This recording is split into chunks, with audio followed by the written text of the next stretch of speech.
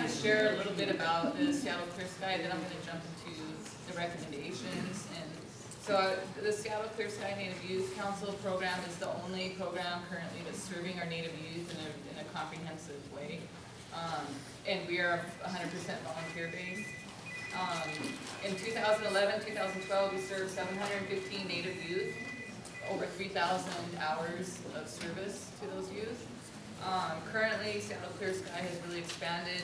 We are working with an average of 155 participants each week out at Indian Heritage every Tuesday, and 35 of those are youth, ages 9 to 19.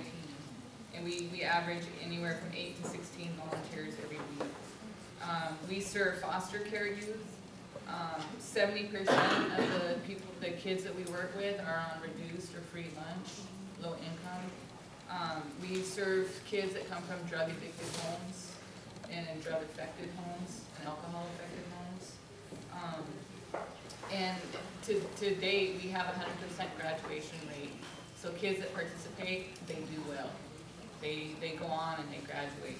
A lot of them go on to higher education as well. And again, our program is student-centered, student-focused, student-driven.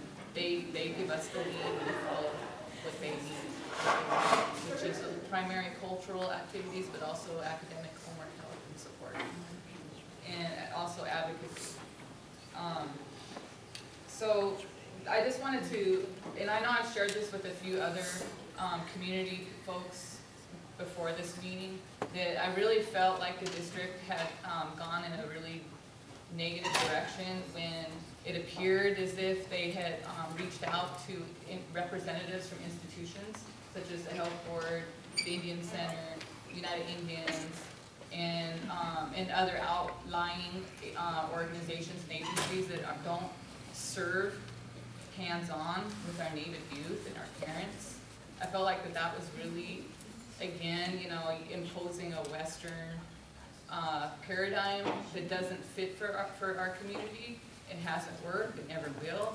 So I'm glad that we're here today, and the majority of the people that are here are parents, community members, and identified community leaders, not institutional CEOs and, you know, paid staff. Okay, so I don't, and it is my opinion that those folks need to take notes, listen, observe, follow our lead.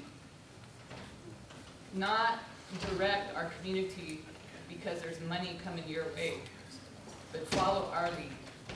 We're the ones that are doing the work with our kids. We know what our kids need. So I just wanted to make that very clear. I'm sure people aren't too happy to hear that, but that's exactly that's where I'm coming from. So, we've provided you guys those recommendations at multiple meetings. We still haven't heard any kind of, feedback, suggestions, comments. It's very discouraging because those are recommendations that we have worked really hard on developing, and they came from meetings like this of community members, family members, parents, and youth. And so the fact that that's just been sort of ignored in the 4 years, and you've received it twice, it's discouraging. But we're here, so we're not giving up. And none of those recommendations, before you speak to Mr. Banda, they're not outrageous. Those are doable. You've just heard other people share and give, their thoughts about, what they feel the district needs. Those are all in those recommendations. All of that is in there already. So, you guys just continue to sit on it and not, move forward. It's kind of discouraging. The other piece is that we haven't heard anything either from the district in response to the proposal, the vision proposal that was given, both at the Duwamish Longhouse and also at the Indian Heritage Community Meeting. So that's more of a long-range, long-term proposal. And so we're really hoping that that also is something that can be discussed today, which is we're requesting that the district collaborate with community-based organizations and with institutions such as the Health Board or the Indian Center, United Indians, to establish an Indigenous Cultural Learning Center, which would be centralizing our resources and consolidating those support services at the Indian Heritage, school, and hopefully at that site. Really not knowing what's gonna happen with Indian Heritage School itself at this point, I don't know. But that, you guys have already had the time to take a look at that, review that, and I don't know where you're at with it, but that continues to be the recommendation. So the final note before I take off is that we are, UNEA, we are recommending that the district reopen the Indian Education Manager position, and that you co-design that position description with the community. Because at this point, we don't need any more evidence that the district has failed in that area with the management of our federal dollars, with ongoing non-compliance.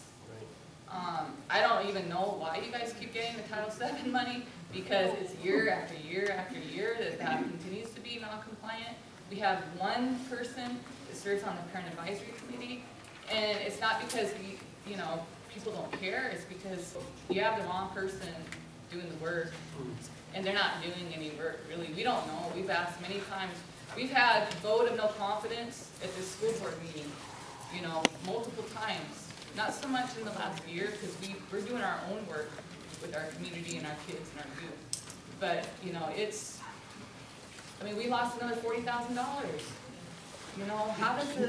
How do you guys justify that?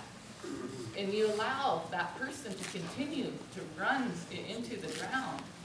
We need to reopen that position. We need to follow the lead of the First People's Center in their effort at Highline School District, which is they are working collaboratively, the community with the administration, to develop and co-design that job description that is specifically inclusive of the community, so that there can be a partnership and ongoing work to make better conditions and support our kids in the way they need it. Right now, it's not happening with Seattle Public Schools, and we need to do something here. So that's our proposal, is that the district reopen that position and co-design the job description with the community, and make it nationwide